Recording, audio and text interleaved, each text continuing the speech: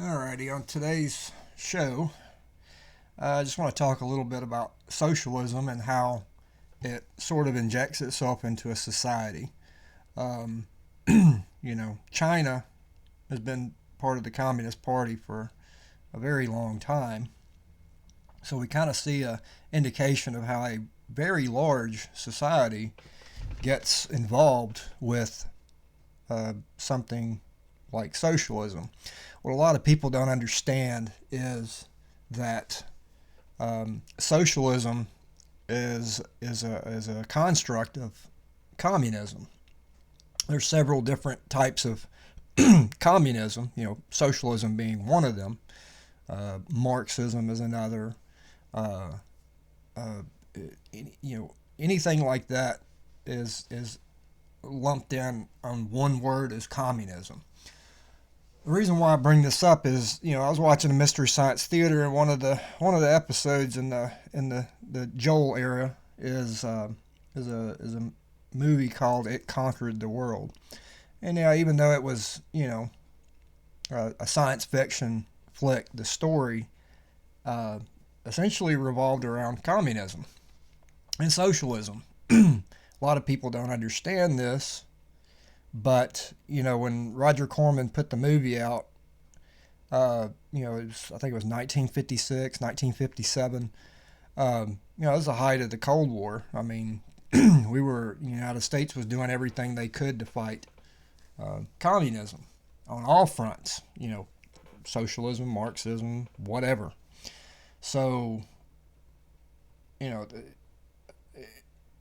movie essentially is is a being, a solitary being from Venus. Nothing can live there, but solitary being from Venus basically uses a form of narcissism to win over the heart of one person on the planet, a very renowned scientist, basically promising good for all human beings on Earth if you'll pave the way and let me just come right on in, help me out. So what it is that the being in this movie is not a sentient being. It's literally the embodiment of communism. So so basically, what it's saying is that communism basically will lie, cheat, and do whatever it takes to get, uh, into the minds and the hearts of the gullible. So, as the movie goes on, it it eventually takes over. It sends out these little flying things to hit on the back of the neck and implant a parasite that essentially it controls the human being. In other words, the human being is not a human being anymore. It's a controlled subject, it's part of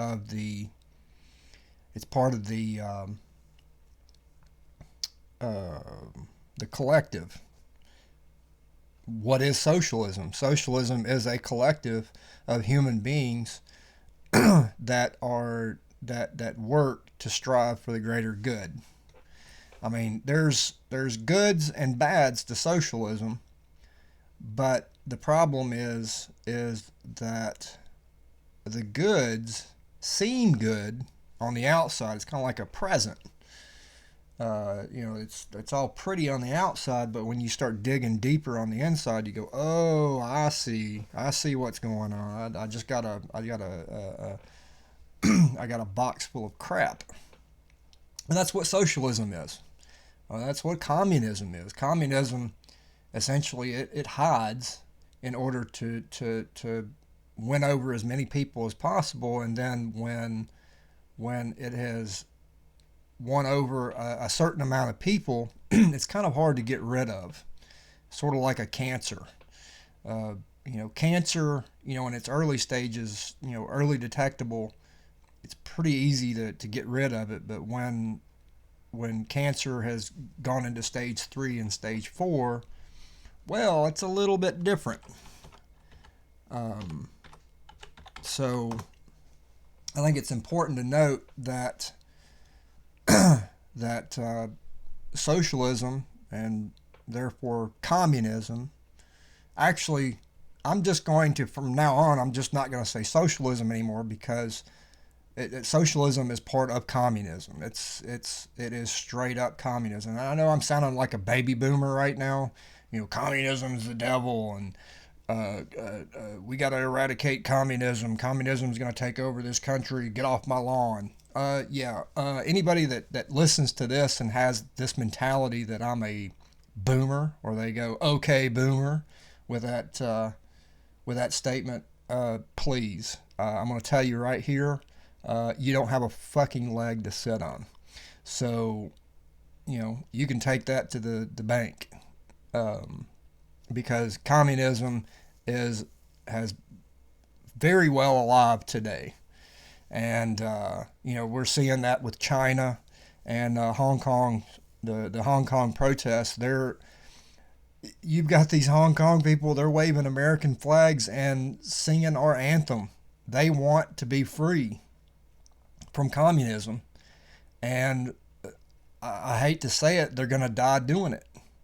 And the typical liberal, typical leftist, or the left centrists, even the far left, from the left centrist to the far left people, they are turning a blind eye to this. They're like, the far left, they want a communist government. So my thing is how about this? How about we do an equal trade? Anybody that wants socialism or communism, trade up with the Hong Kong protesters. Trade your social security number and give it to a Hong Kong protester and say, here you go. Trade places with me. And you can live in America, and I'll go live in China, because that's where I want to live, because I believe in communism. Do that.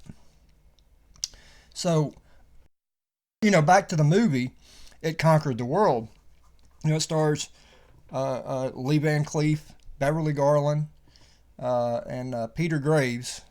And, it was kind of a cheesy B movie, but, there's the underlying story to it is that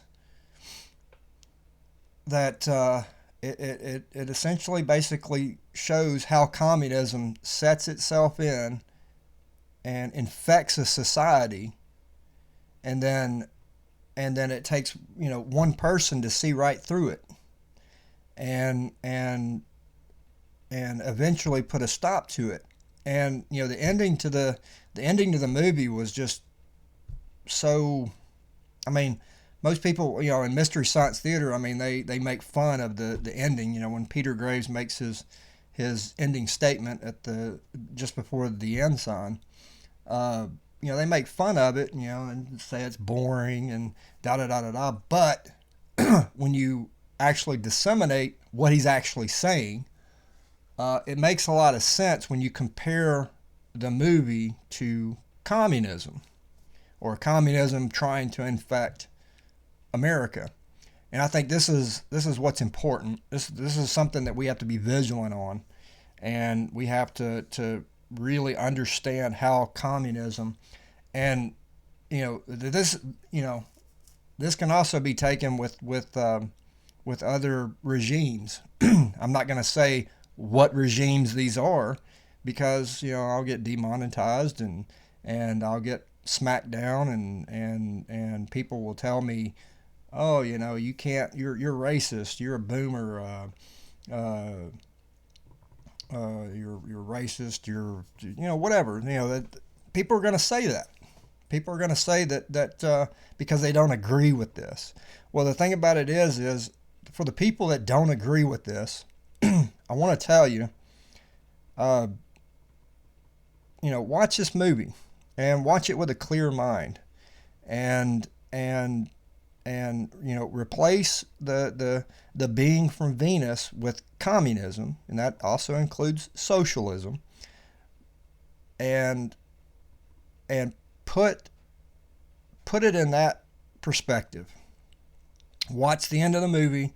Watch Peter Graves give his ending statement, and that's what America's fighting for. America's losing ground, little bits by little bits. We're getting etched and etched and etched, and finally, the Constitution and the Bill of Rights that we have that protects us from the government and also protects we the people, it ain't going to matter in 20, 30, or 50 years, however long it takes for communism to be installed in America. And, I may not be around by then, but, I can see these little bitty changes that's going to affect us in the long run. So, I really hope that people get their act together, get straight, and like I said, look at communism with a clear conscience, a clear mind. And I'll probably get I'll probably get blamed for being a conspiracy theorist or whatever. Fine, call me a conspiracy theorist if you want. That's fine. But know this: as long as I'm alive, I will fight communism. I will fight socialism. I honestly believe that every person living in this country needs to work, and either for themselves or for other people. That's fine. But I'm sorry. Capitalism is the way to go. Working on your own merit is the way to go. These participation trophies that we keep handing out to people that don't deserve it. They don't even deserve it.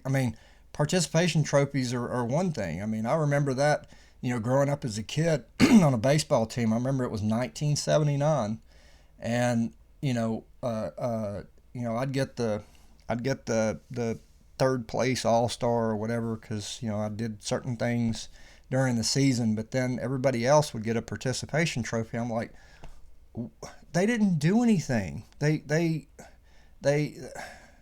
sat around in the outfield and looked at the sky. This is what socialism is. This is what communism is. They don't give a shit. They just want to sit out in the field and look up at the stars and daydream. They don't want to actively participate. If I didn't get a first, second, or third place ribbon, whose fault is that? Is that my fault, or is that everybody else's fault? No, it's my fault. We need to take charge of our responsibilities, and we definitely need to take responsibilities for our actions. If we mess up, we need to say we messed up. We need to own it, take responsibility. But see, that's not what's going on today. It's if somebody does something wrong, it's not my fault. It's their fault for making me do that. Or it's not my fault. I'm the victim here. This is why I agree with Dave Chappelle on victim blaming. I love that statement. I'm a victim blamer. Yes, I'm with Dave Chappelle on this. What were you doing? I see all kinds of stuff in the news. I want to know how a 21-year-old dies when the family requests things be private. I want to know why they died, because I've got a 21-year-old. I want to know why 21-year-olds die, so I can better protect my kids and better protect myself. I see, I'm 49 now. I see 50, 51-year-old, 45-year-olds dying, and they don't say how they died. And I want to know, because that kind of affects me too. So what's the problem with owning the problem? I know what my shortfalls are. I'm not afraid to admit it. If you ask me point blank, I'm going to tell you, because one thing this society is losing ground on is integrity. And if you show any ounce of integrity, guess what? You're a boomer. That's what the buzzword is right now. You're a boomer. If you show any ounce of integrity, any ounce of owning your responsibility, you are a boomer. You're supposed, in this day and age, it's looked upon to blame somebody else. And that's what this society is all about. And this is why socialism and communism is taking the front seat, is because people are not, they don't want to own their problems. They want other people to own them. And that's the problem. I mean, that's not the problem. That's part of the problem. So anyway, I hope this little discussion helps you. And I'm gonna put the video up at the end of this recording, so that way you can see what I'm talking about. I know it's a cheesy movie. I know it's a B-rated movie. It's Roger Corman. It's absolutely like the lowest possible budget that you could have, but the story is very, very strong if you tie it to communism and the Cold War era in the 50s. If you tie those two strings together, you go, oh, now it makes sense. So watch this video. It's just a minute or two long. And I wish you well, and I hope you have a great day. You learned almost too late that man is a feeling creature. And because of it, the greatest in the universe. And he learned too late for himself that men have to find their own way to make their own mistakes. There can't be any gift of perfection from outside ourselves.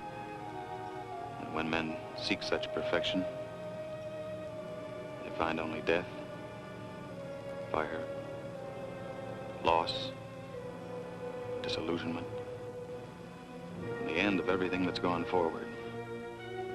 Men have always sought an end through toil and misery. If it can't be given, it has to be achieved. There is hope, but it has to come from inside, from man himself.